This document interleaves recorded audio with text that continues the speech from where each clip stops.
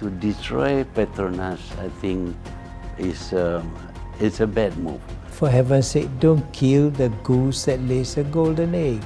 Pasal kalau Petronas rugi, Sarawak pun rugi. Petronas dan Petros mesti kerjasama. We are not fighting beyond the rights that are entrenched in these three books. Ahmad Fadli Sha'ari warns that ceding Petronas' rights could lead to a 30 to 40% reduction in federal revenue.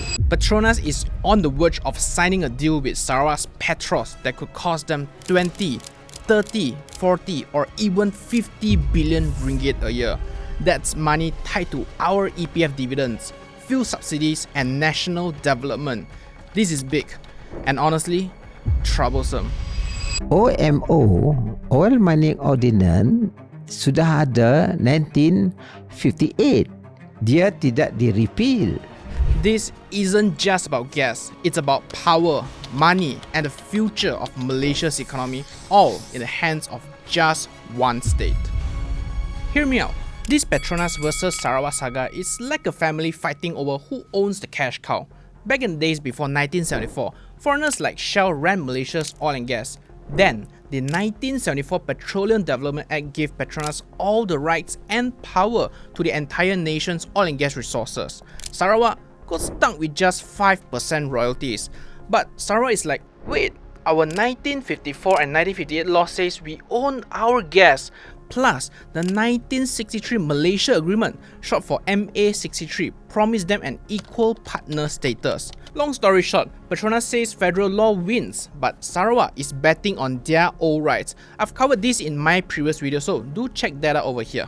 Today, there's a larger stake at play, specifically on the political side of things where most Malaysians are probably not aware of. Not trying to be political here, just laying out all the facts so you can evaluate for yourself.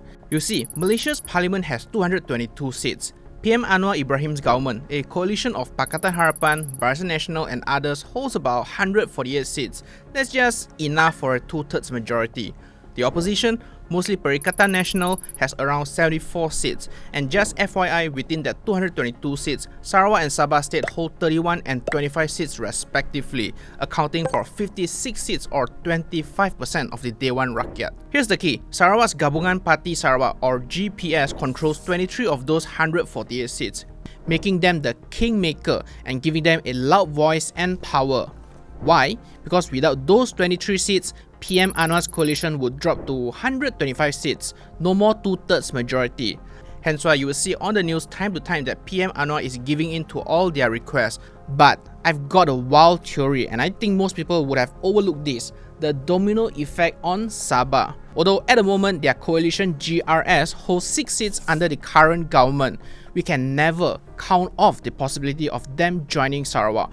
And assuming that happens, doing simple maths, 148 minus 23 minus 6, that will give you about 119 seats. Not ideal, but still a simple majority and technically still doable based on what we have seen in the previous PM tenures. And here's where it gets even messier. Even the opposition leaders and MPs are backing Petronas, which is very rare in our divided politics. So the fair deal is to look at the real formula so that a company, a goose that produces golden eggs, should be kept for the future of the people of this country.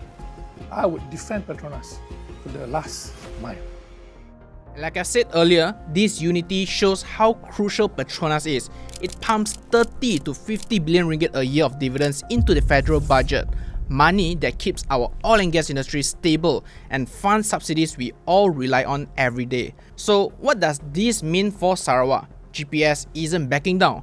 Sarawak's Premier Abang Jo is fighting hard for what MA63 promised as equal partners, and he's got Sarawakians behind him.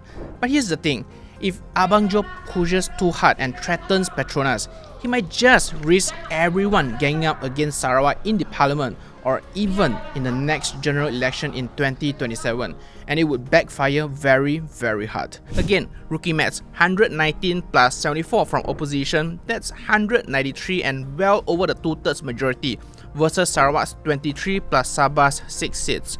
Kind of an impossible scenario, but never say never, right? I'm not a political analyst by all means, just trying to piece together different things and making sense out of it. It's a complicated mess. And this fight extends beyond law and politics. It's also about the survival of Malaysia's biggest moneymaker, Petronas, and how the dispute could break the entire engine that makes it so efficient, so profitable, and so globally respected. Just to give you an idea, before they lost their sole gas aggregator status in Sarawak, Petronas operated across 3 stages in the oil and gas business: upstream and export market. This is where you explore, drill, and extract oil and gas from deep underground or seabed. Basically, finding oil and managing the gas sales to international buyers. Midstream, the part that stores, processes, and transports the gas. Basically, most of the logistics stuff. And lastly, downstream, this is where the gas becomes fuel, chemicals, or gets sold to power plants and factories. Basically, the customers. And Petronas used to handle all these 3 stages seamlessly. It's a monopoly, yes, but it's efficient for business because of better control and economies of scale.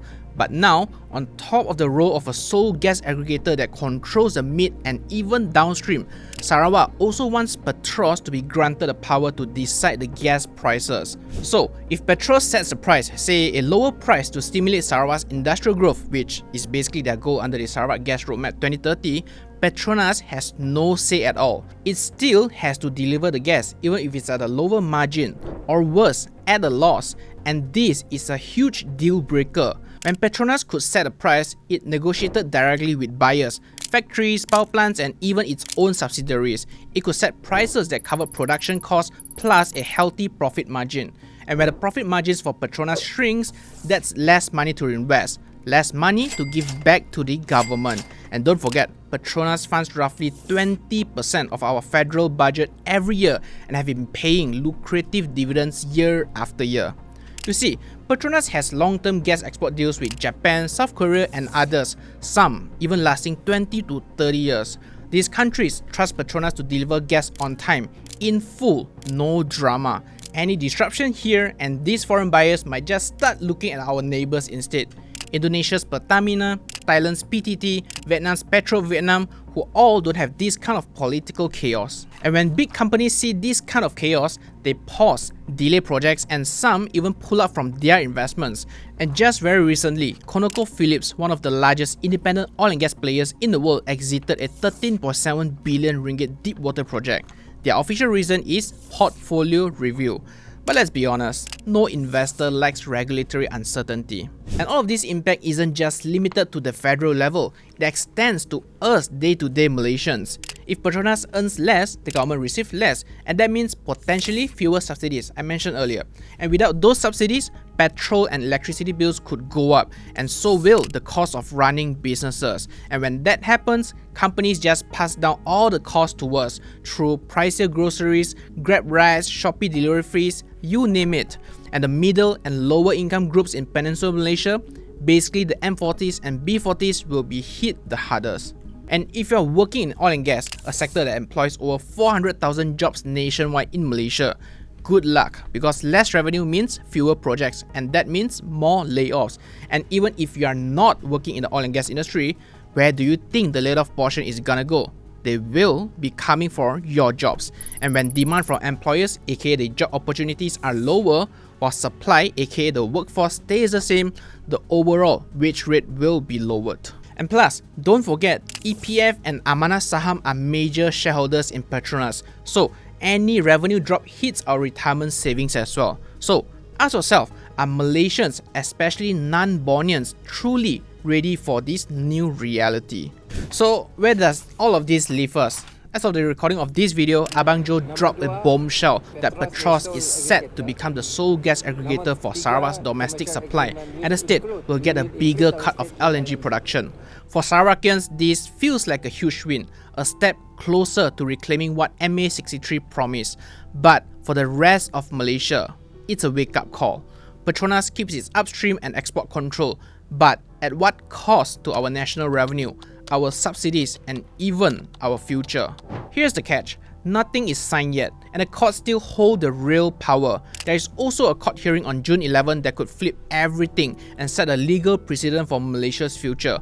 We are talking hundreds of billions of ringgit at stake. And if Sarawak pulls this off, what's stopping Sabah, Kelantan, or Terengganu from trying the same?